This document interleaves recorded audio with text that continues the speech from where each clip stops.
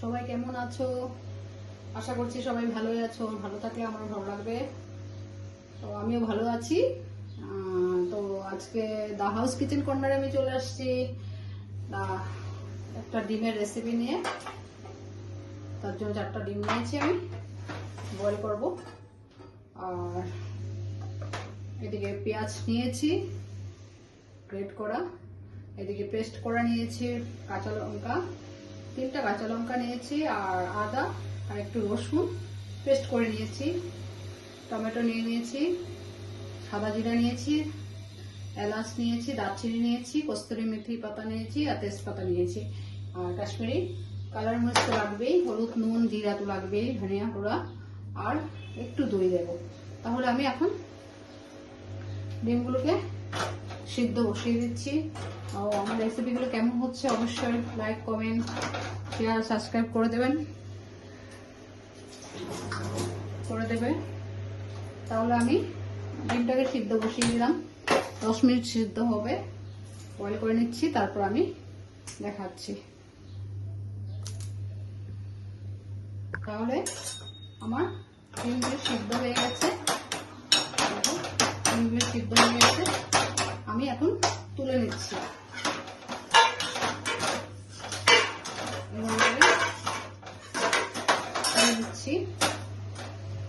তুলে তারপরে সরিয়ে দিচ্ছি। এখন আমি ছুলে নেব ডিমগুলোকে।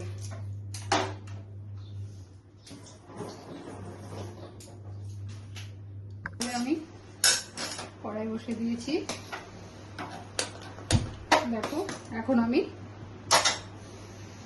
সরষের তেল দেব,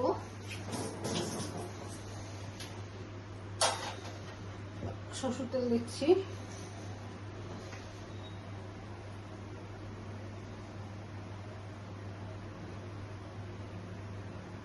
সরষের তেল দিয়েছি, দিয়ে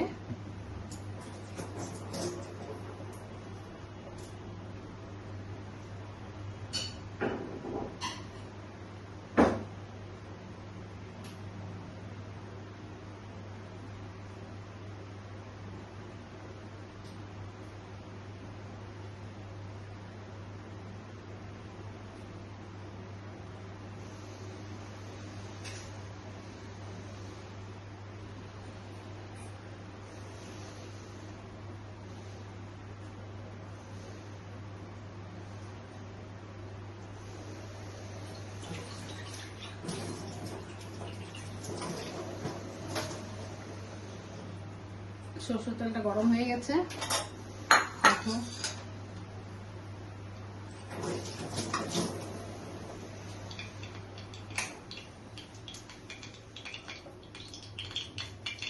সরষের তেলটা গরম হয়ে গেছে,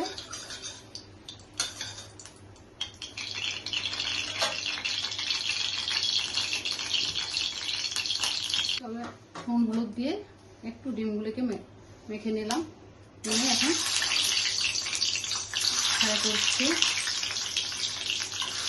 দেখো ফ্রাই করে নিচ্ছি।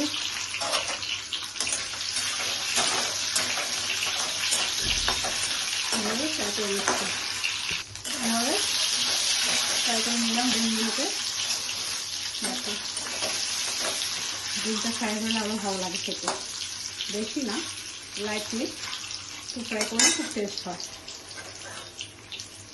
ডিমটা এমনি টেস্ট খেতে, তাও একটু ফ্রাই করলে আরও ভালো লাগে। তাহলে আমি এখন তুলে ফেলছি।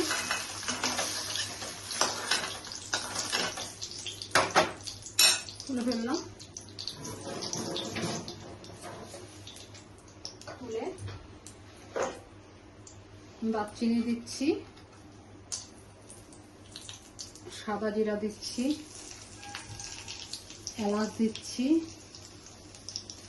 2টো এলাচ দিলাম, সাদা জিরা দিচ্ছি, তেজপাতা দিয়েছি, দিয়ে এভাবে ফ্রাই হয়ে যাচ্ছে, গন্ধ বেরোচ্ছে। তারপর পেঁয়াজগুলো দিচ্ছি, গ্রেট করা পেঁয়াজ,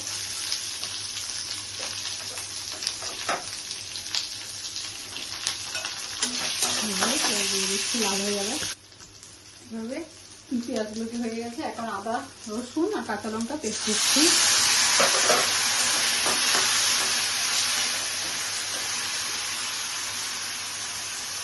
আদা রসুনের পেস্ট দিলাম, কষে নিলাম। তেলটা ছেড়ে দিচ্ছে, তেলটা পেঁয়াজ টমেটো দিয়ে দিচ্ছি।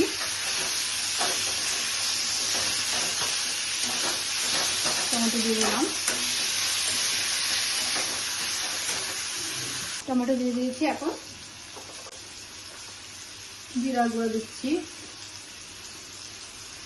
নুনটা বুঝে দেবেন সবসময়, নুন বেশি পড়ে গেলে তরকারির টেস্ট একদম নষ্ট হয়ে যায়। যে কোনো মশলা। হলুদ গুঁড়ো দিচ্ছি,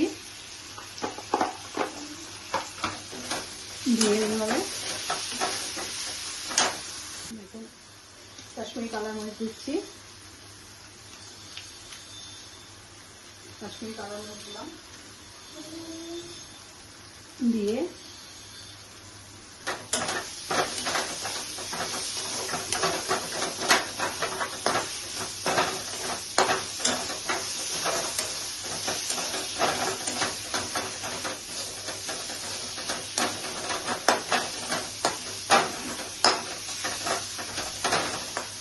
পেঁয়াজগুলোকে পেস্ট করে নিই।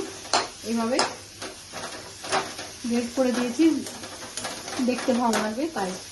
রসুন আদা কাঁচা লঙ্কা দিয়ে দিয়েছি। এখন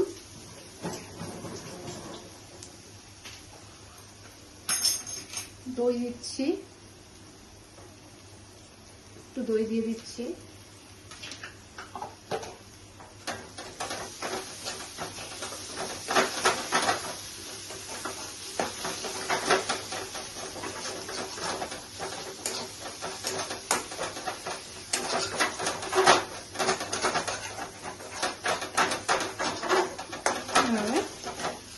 কষানো হচ্ছে, মশলাটা কষিয়েছি, তেলটা ছেড়ে দিয়েছে। দেখুন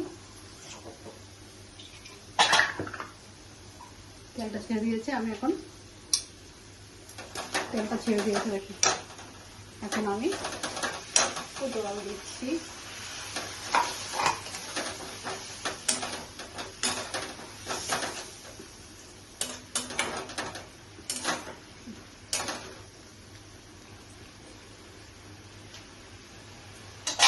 দিয়ে ডিম দিয়ে দিচ্ছি।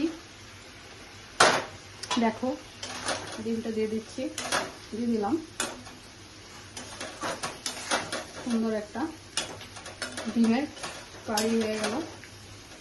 আপনার বাড়িতে করে অবশ্যই জানাবেন।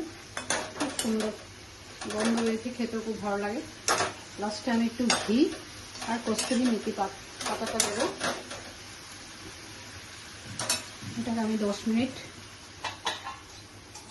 5 মিনিট ঢেকে রাখছি। দেখো আমার ডিম এগ কারিটা হয়ে গেছে।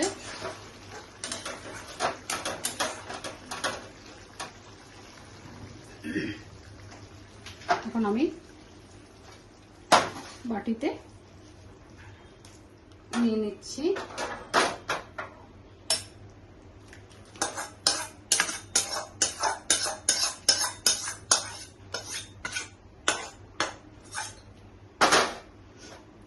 এভাবে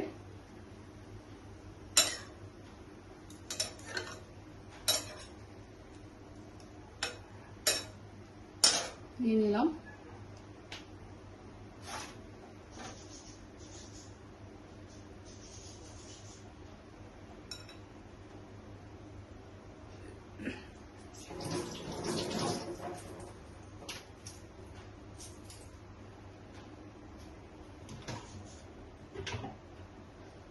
একটু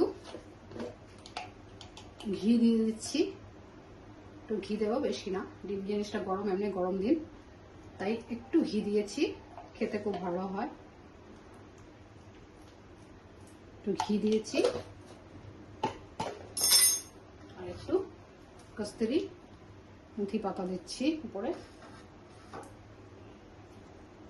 তাহলে দেখুন আমার এগ কারি কমপ্লিট। তো আপনারা দেখার জন্য অশেষ ধন্যবাদ। আমার পাশে থাকবেন, ফুল ভিডিও দেখবেন, তাহলে খুব ভালো লাগবে। তাহলে আজকে রাখছি, আপনারা ভালো থাকুন। Thank you. দেখুন